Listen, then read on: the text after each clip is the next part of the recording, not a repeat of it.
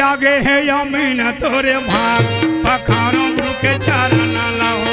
मोरे जागे है यमीन तोरे भाग पखारो गुरु के चरण लाहो। ए मोरे जागे है यमीन तोरे भाग पखारो गुरु के चरण लाहो।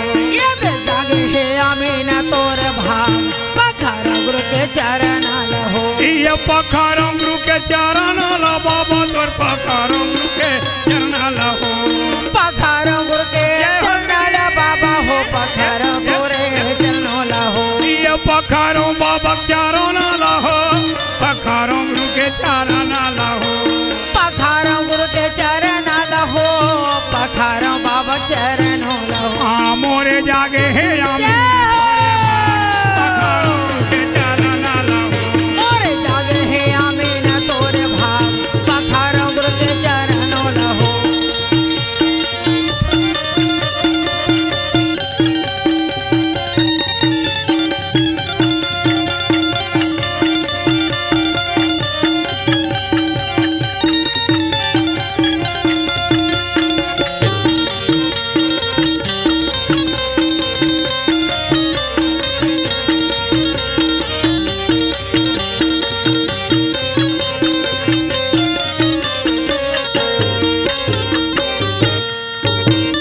तन कर झारी थारी मन कर कल ये कर धारी धारी मान कर कल ये तन कर झारी थारी मन कर कल कर धार धारी मान कर कल मन कर कल हो मन कर कल कर कल हो मन कर कल। ये प्रेम के जलाए अनुराग पखारो बाबा चरण लाहो।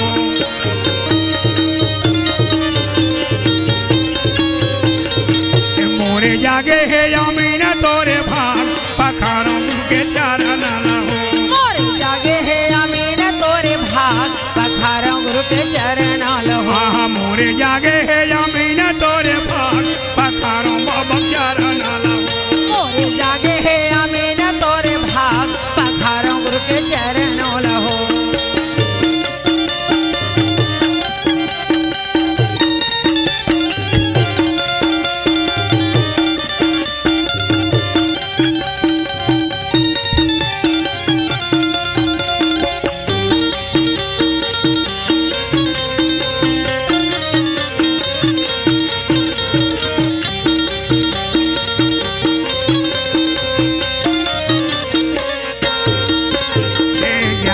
के गजरा विवेक के साबुन ये ज्ञान के गजरा विवेक के ये ज्ञान के गजरा विवेक के साबुन ज्ञान के गजरा विवेक के साबुन। ये विवेक के साबुन विवेक के साबुन ये विवेक के साबुन विवेक के साबुन। ये धोई देवे मन के दाग पखारो के चरण लाहो। धन है यमीन तोरे भाग पखारो गुरु के चरण लाहो। मोरे जागे है यमीन तोरे भाग पखारो बाबा चरण लाहो। मोरे जागे है यमीन तोरे भाग पखारो गुरु के चरण लाहो।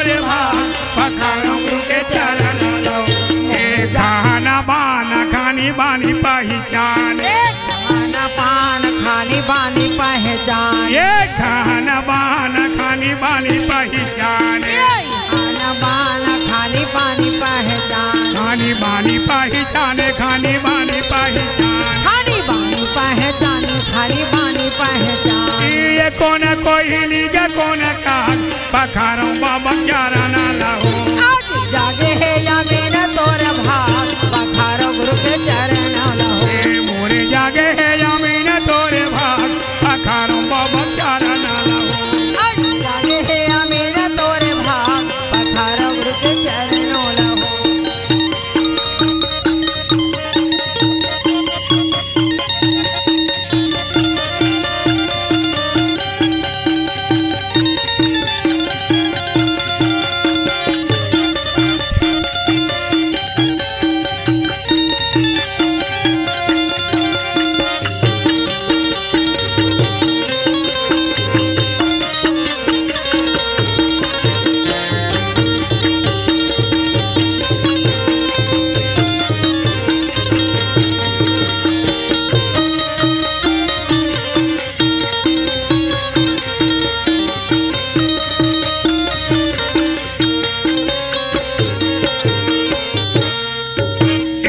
दास गेंदा लाल तोर चरण पखारे दास गेंदा लाल तोर चरण पड़े ये दास गेंदा लाल तोर चरण पखारे शांतिबाई चेलक तोर चरण पड़े चरण पखारो बाबा चरण पखार चरण पखार गुरु के चरण पखार यहो चरण पखारो गुरु जी चरण पखार ये चरण पखार गुरु जी चरण पखार ये धोई देवे संत तोरे भाग पखारो गुरु के चरण आगे जागे है अमीर तोरे भाग पखार गुरु के चरण होला हो तोरे धोई देवे संत तोरे भाग पखारो बाबा चरण धन है अमीर तोरे भाग पखार गुरु के चरण होला हो ये पखारो गुरु के चरण लहो पखारो बाबा चरण लहो पखारो गुरु के चरण लहो